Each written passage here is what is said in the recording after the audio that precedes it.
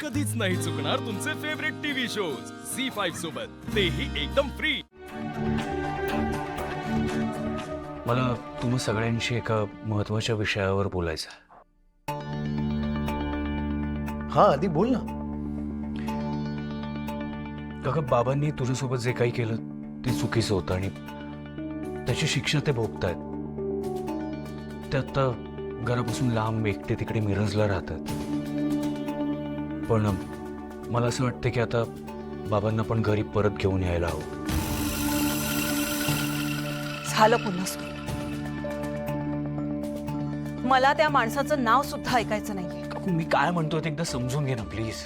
मला एक कळत नाहीये, सकाळ सकाळी तुला का वाद घालायचाय आणि मुळात त्या माणसाचा विषय का काढतोयस तू? काकूमा, अद्वैतबाईजी बोलतात ते कोणाच्या सांगण्यावरून बोलताय ते तरी बघा।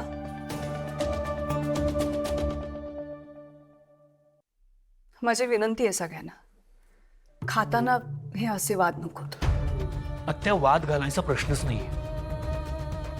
माझं म्हणणं फक्त एवढंच आहे की बाबा तिकडे किती दिवस असे एकटेच राहणार? मग त्यांनी केदारच्या बाबतीत जे काही केलं तेव्हा त्यांनी विचार केला नाही ना?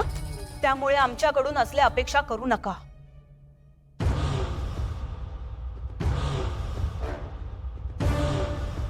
नाही म्हणजे मला पटतंय अद्वैतचं म्हणणं,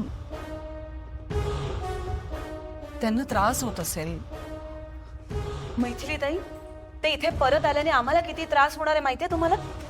काकू, तुमचा राग कळतोय मला, पण बीण काही नाही नेत्रा।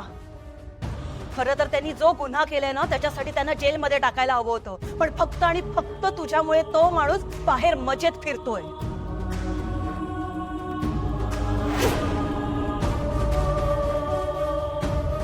काकू, तुला खरंच असं वाटतं बाबा तिकडे मजेत राहतात? सिरियसली? नाहीतर काय?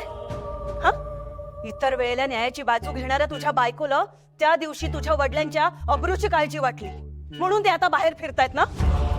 आणि आमच्यावर जो अन्याय झालाय त्याबद्दल तर मूग गिळूनच गप्प बसली आहे।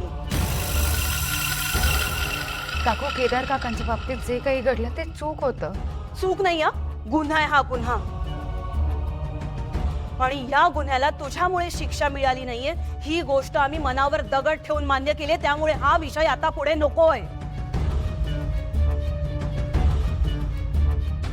इंद्राणीताई, तुम्ही तुमच्या भाषेत समजावा जरा हिला। केतकी, प्लीज शांत हो।